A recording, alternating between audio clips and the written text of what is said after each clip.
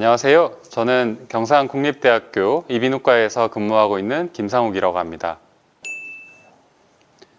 네, 주로 소아 청소년에 한정되는 이야기이긴 하지만 약물 치료로 코골이와 수면무호흡증이 좋아지는 경우가 있습니다.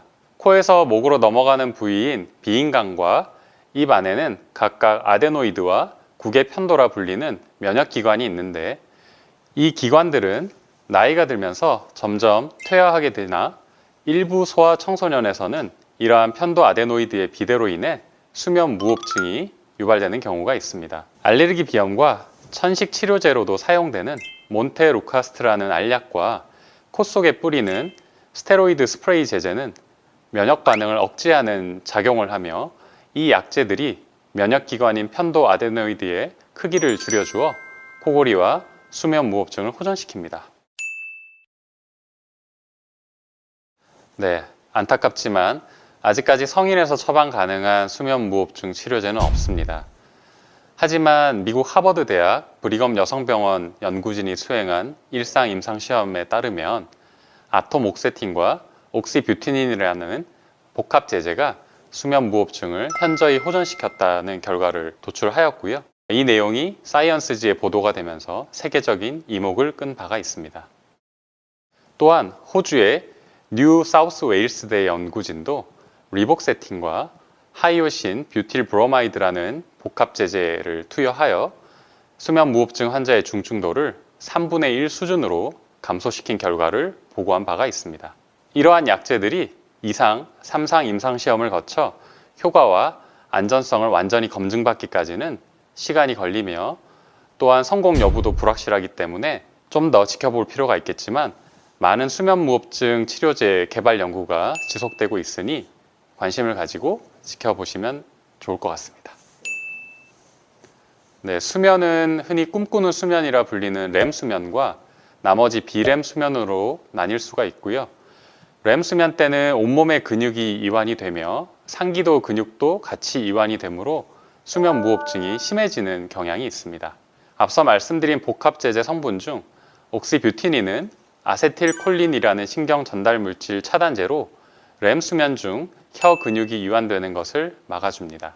또 다른 성분인 아톰옥세틴의 경우 노르에피네프린이라는 신경 전달 물질의 농도를 높여주어 비렘 수면 중 혀 근육 활성을 높여줍니다. 즉, 두 약물이 각각 렘 수면과 비렘 수면 중에 작용하여 수면 전반에 걸쳐 혀 근육의 활성도를 높여주어 상기도가 막히는 것을 막아주는 것으로 알려져 있습니다.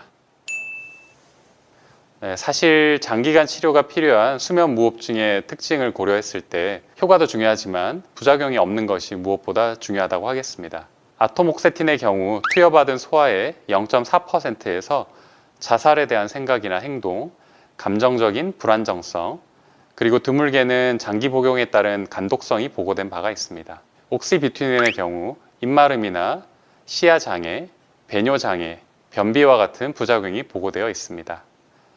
이런 이유들로 위 약물과 비슷한 효과를 보이면서 부작용이 적은 약물을 찾기 위한 노력이 계속되고 있습니다.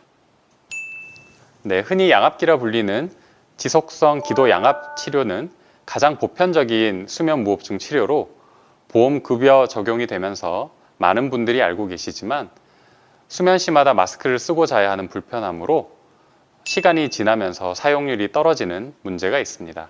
새로운 대안으로 2014년에 미국 FDA 승인을 받은 설화신경 자극치료라는 방법이 있습니다. 미국과 유럽에서는 이미 하나의 대안으로 정착이 되어가고 있으며 아직 우리나라에는 도입이 되지 않았지만 최근에 일본에 도입이 되는 등 아시아권에서도 본격적인 도입이 논의되고 있습니다.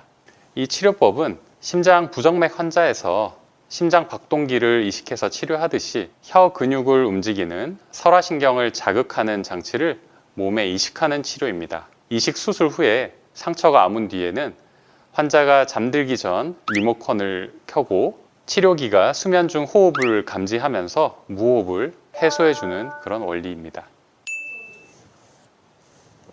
우선 과체중과 비만이 수면 무호흡증의 뚜렷한 위험 인자이므로 적정한 체중 유지가 무엇보다 중요하다고 하겠습니다. 그리고 뻔한 얘기로 들릴 수 있지만 금주와 금연이 도움이 됩니다. 술의 경우 정상 수면 패턴을 왜곡해서 숙면을 방해할 뿐만 아니라 상기도 근육을 이완시켜 수면 중 수면 무호흡증을 악화시키는 경향이 있습니다. 따라서 취침 전 음주는 특히 피해야 하겠고요. 흡연의 경우 기도를 지나가는 담배 연기가 상기도 점막의 염증을 유발해서 수면 무호흡증을 악화시킬 수 있습니다.